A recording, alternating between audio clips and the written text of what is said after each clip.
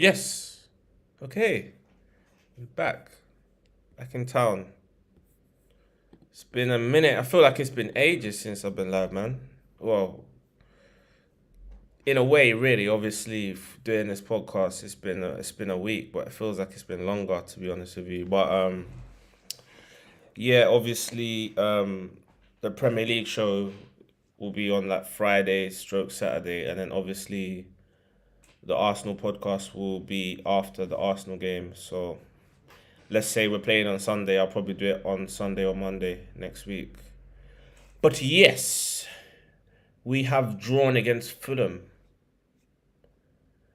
That is a bad result, a terrible result, an abysmal result, ignominious, horrible, horrid result.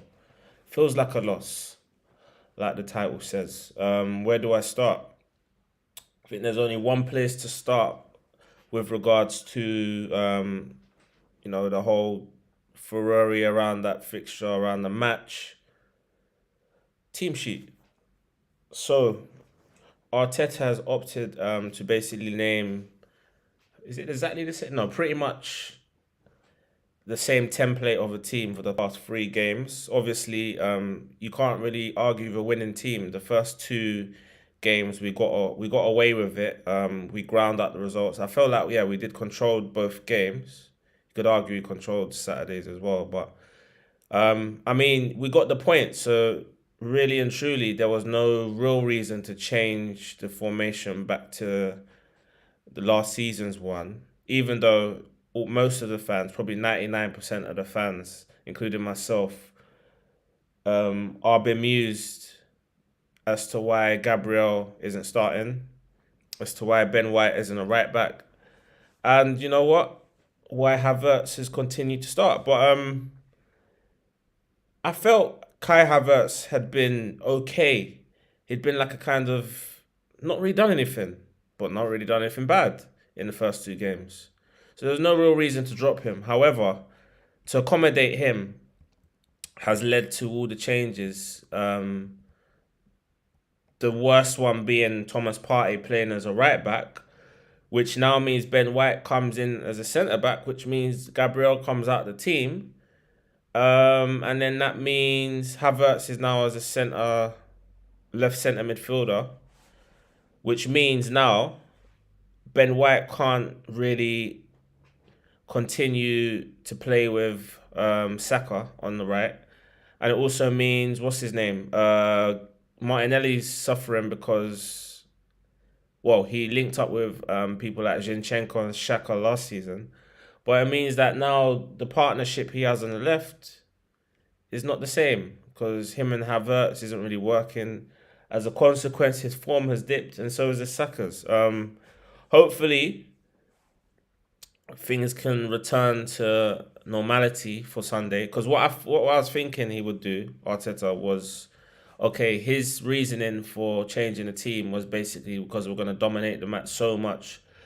So it's almost like Partey is a utility midfielder, which means we've effectively got, is it six midfielders in there,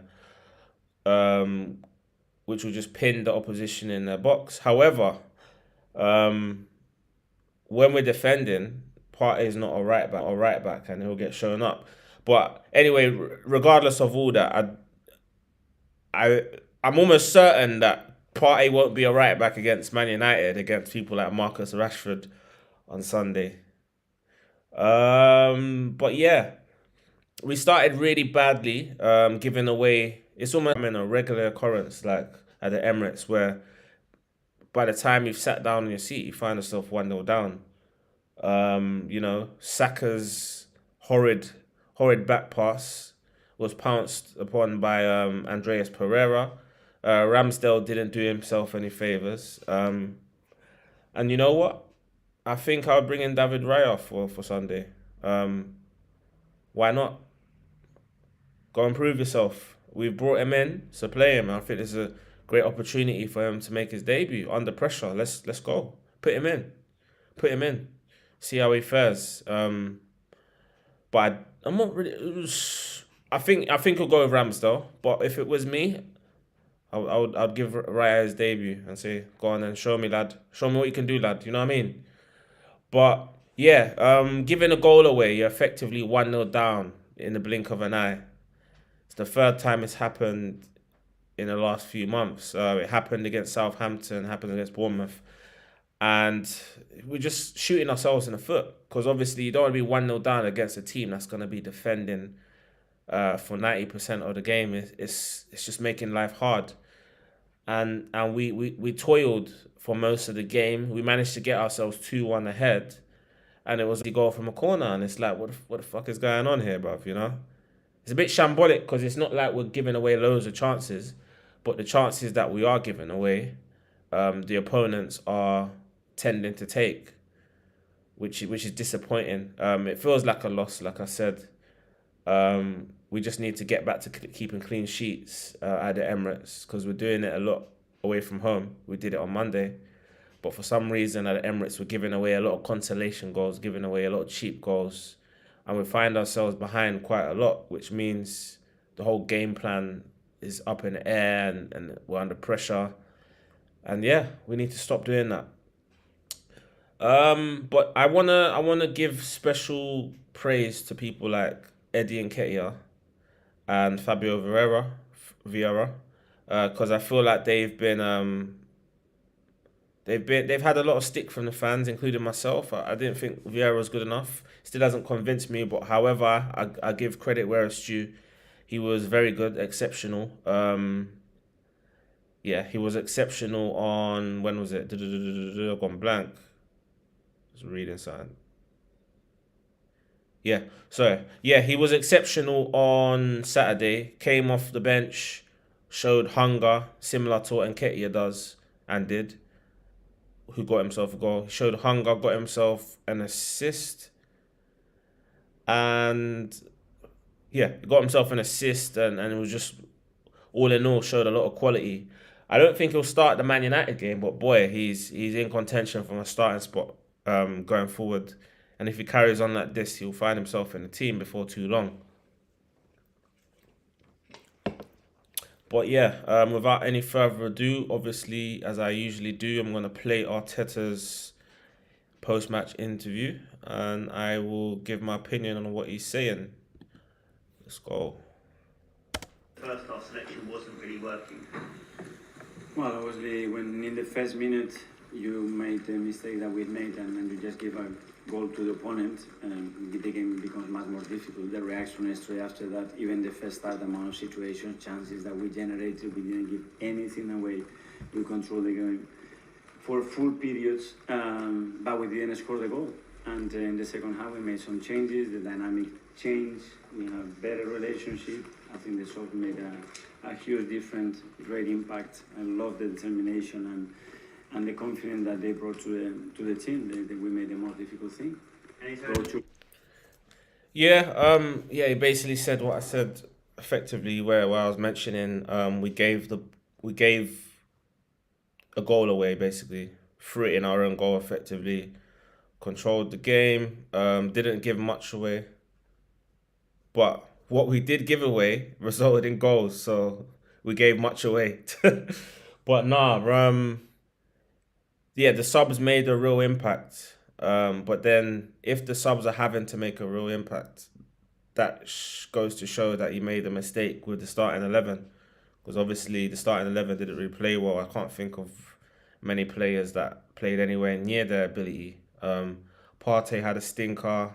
Saka was off the boil, gave the ball away. Although he was off the boil. Trossard was off the boil, giving the ball away.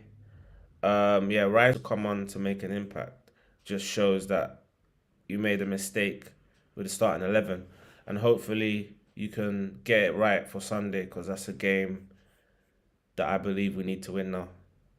Go 2-1 down, up, sorry, and then you have to defend the box with your life, and you cannot concede that goal after everything that we've done, because we should have scored 5, 6, 7, I don't know. And just, maybe it's not a pattern, but obviously Bournemouth, Southampton, this game, very early get goals. that you're conceding, is that something systematic? Is that a mental flaw, or is it just coincidence? Errors are part of football, is where you made them and how the opponent takes them is what it's a difference. We had a big one last year here against Fulham, and we just gave a goal to Mitrovic as well. It's part of football. Yeah, but then if errors are part of football, why are we always effectively? It's like a handicap. It's like when you make a bet with Bet365 or something, you could do handicap betting, which means if you bet on a team that's really good, let's say for example Man City to beat, I don't know, Luton, you'll probably put a -1 handicap, meaning that Man City have to win by 2 goals minimum for you to win any money. And we're giving ourselves a handicap every single home game, it seems, where we're 1-0 down before the game's even started, before it's even got settled down. And it's like now we're under severe pressure, even more pressure than we would have been otherwise, to score. And then when we do get ahead, we give away a shoddy goal. I don't know, man. Really frustrating.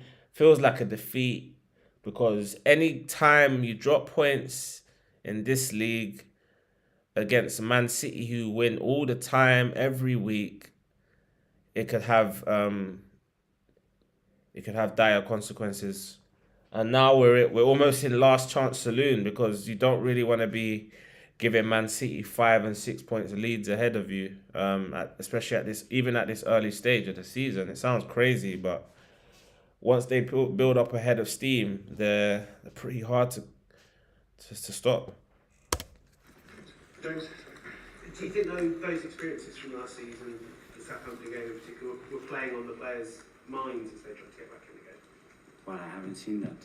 I don't see that afterwards. The way the team plays, the way the team generates. Any other sport, you win by I don't know how many 100 points difference. But this is football, and we draw, and we conceded 2 very, very poor goals today, and that's the reason why in the Premier League, when you give something else, you're gonna get punished, and we were today. Okay. I'm sorry, Sam. You mentioned better relationships there. Is that sort of the way you're trying to evolve the team, new players coming in? Is it going to take some time to be as fluid as you were last season? Well, if I compare the game that we played against Fulham this season and last season, we were 10 times better than last season. At least 10. So you don't think it's the case? So then if we're 10 times better than what we were last season, then why have we got 2 points less than what we got last season against Fulham? Because in all honesty, I think for the last, 3, 4, 5 seasons in a row, we always beat Fulham comfortably. We generally beat them 2 or 3-0. And I'm sure 80-90% of fans expected that again on Saturday. And it probably would have happened if we didn't give away a goal in the first minute. But we can't be 10 times better if we're 2 points worse. So I'm not having that. No, we were much better than last season. 10 times at least much better than last season. Last season we won 2-1 in the last minute. Today we drew 2-2.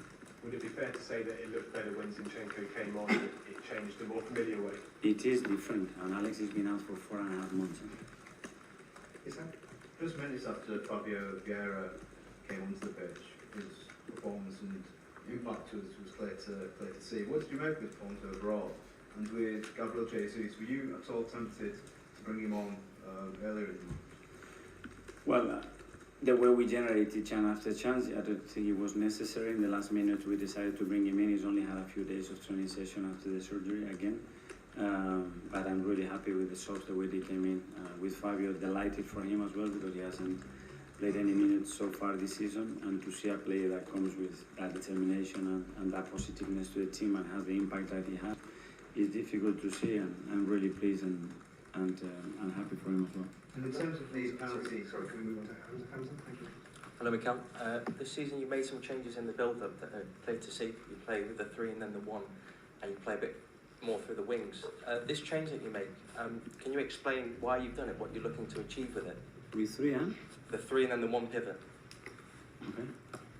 In which situations? In the build-up. Yeah, in relation to what the opponent does, I'm going to change to attack better.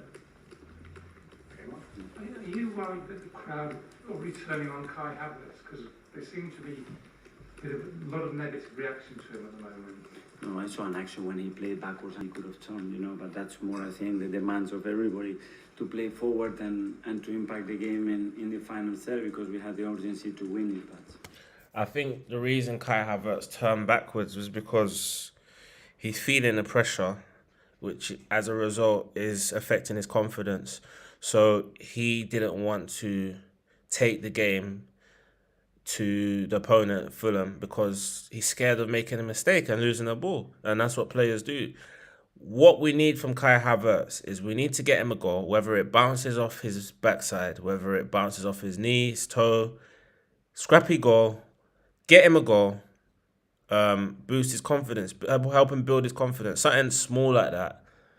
Baby steps, and I'm sure eventually he's going to go on a little run where he's scoring goals, getting a few assists. The fans just need to get behind him. If you don't want to get behind him, then what's the point? He's playing for Arsenal now. It's in our best interest for him to be as confident as possible, to give him the best possible chance of him showing form, which would lead to us having a better chance of winning matches. But if you're going to jump on his back, then what's the point? You're confident he's going to win the fans over in that position? yes, I think so. And I think he's done already really good things today. It was tough for him in certain moments. He got in great areas again, and the ball didn't arrive, and a lot of situations. He should have scored already a lot of goals already this season, and that's the thing that is missing there. Okay, last couple now, Nick. Hi, Michel. Just a word, please, on Eddie's contribution when he came on and how he took his goal. Great. He looks a real threat at the moment. He's in a good moment. I think he's full of confidence, and I saw it straight away when I told him that he was coming in the second half. The fire in the eyes, and he's got an eye for goal, and the way he finished the action, it was top. Difficult to leave him out. Was it difficult to leave him out from his goal? It is difficult to leave all the players out. When I see the bench and a lot of players that still haven't played, but we have once a week. This in 2 weeks, that's going to be a completely different scenario.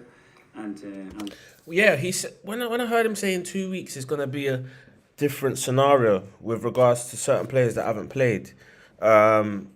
Emil Smith-Rowe, Reece Nelson, Vieira, off the top of my head. Who's the other one? There's another one. People like that have hardly played or not played at all. He said in 2 weeks. What do you mean, bruv? What? I don't get it, because in 2 weeks is the international break. So are you saying they're going to play some part against Man United? Or you're saying they're going to play some part against Everton after the break? Like, I was scratching my head when I heard that earlier. I was like, what do you mean, bruv? I can't see, what's his name, coming into the side. What's his name? Emil Smith-Rowe. Because he ain't played a minute, if I'm not wrong.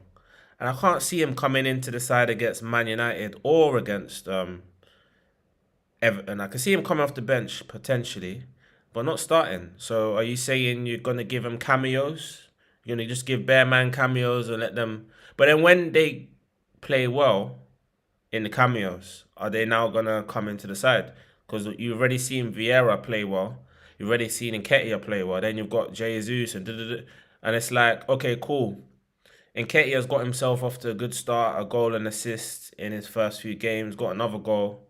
He found himself on the bench today. So now Jesus is back fully fit, it would seem. What happens there? But I'll get into that in a minute. The starting 11 and stuff like that in a minute.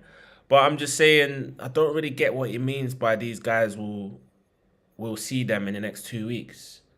That really got me scratching my head. What do you mean by that?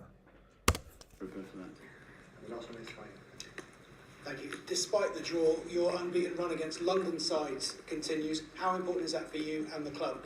I don't see today. I'm disappointed we haven't won the game with everything that we've done out there, everything that we generated. It's incredible that we haven't won the 3 points, but I think we have to look at ourselves, and that's a positive, because today we gave 2 very cheap goals away, and in the boxes we should have done much more with everything that we generated.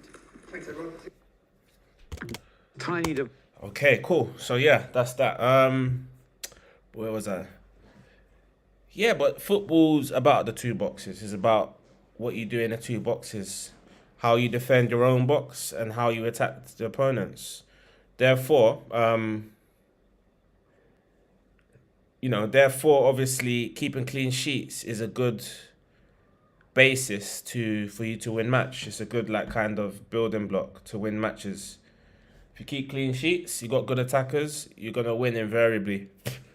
But yeah, enough of that Fulham game. I want to now move on to the big one for me. Manchester United is always the biggest game of the season for me, because I see them as our biggest rival, especially in the last season or so. I feel like it's returned. I obviously don't like United. I think even in the summer, I alluded to the fact that we had them early in the season in September, and it was a chance for us to get revenge, because now this fixture is where points are on the board. So for me, this is the biggest game of the season, and I want nothing but a win. Nothing but a win is acceptable in this game, for many reasons. I want to win. So anyway, I just want to talk about two things in relation to the starting 11. I want to talk about my starting 11, what I'll go with, and then I want to talk about what I think Arteta's going to go with. But then I know I'm going to be wrong with guessing Arteta, trying to second guess Arteta's starting 11, because I don't think anyone knows. I mean, if I was to ask you, is Havertz going to start? And if so, where? I don't think anyone knows. It's a guess. Who knows? I still don't know. I'm just gonna wing it when I say it. I'm just gonna wing it. And even Thomas Partey, is he gonna start? If so, where as well? Because now it's all up in the air. Is Gabriel gonna come into the team? Is Gabriel Jesus gonna come into the team and start? Is Nketiah even gonna retain? Is he gonna come back in, or is Trossard gonna be given another? Who knows? Who knows? But anyway, I'm going to give my starting 11.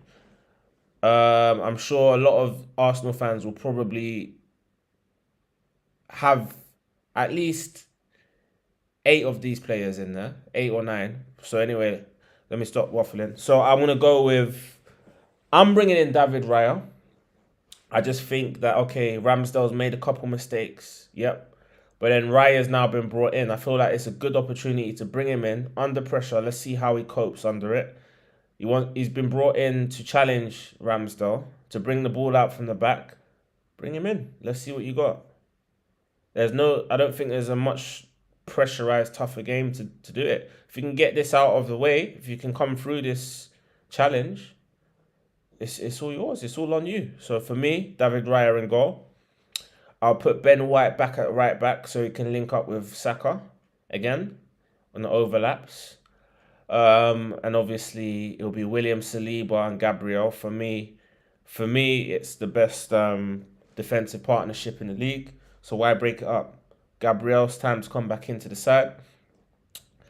Zinchenko should be fit now, so hopefully he can come back into the side. Left back. Now midfield.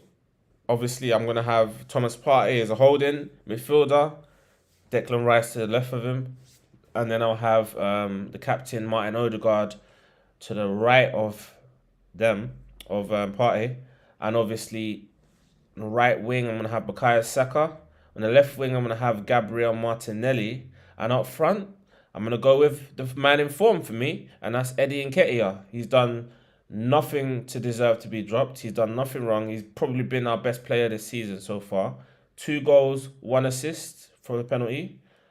So for me, Eddie Nketiah, especially he scored against them at the Emirates in January.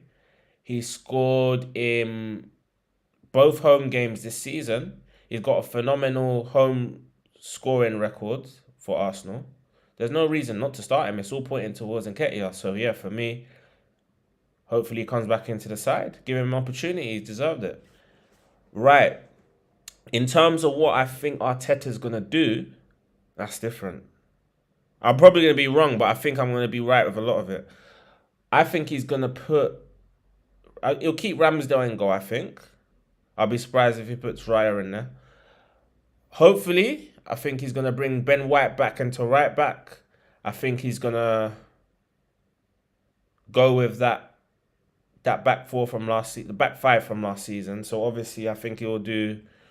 What he'll do is play Ben White, William Saliba, Gabriel, and Zinchenko. But I'm not 100% sure on Zinchenko. He might go with Kirill, but I'm gonna stick it. I think he'll go with Zinchenko just about. And then in midfield, that's the real question. It could be one of two for me. It could be Partey holding, Odegaard and Rice, or it could be Rice holding, Odegaard and Havertz. That's the thing. That's the thing. I'm 50-50 really on it. So I'm just going to leave it at that. I think it's going to be one of the two, and I can't pick between them. And then up front, it could also be Havertz up front.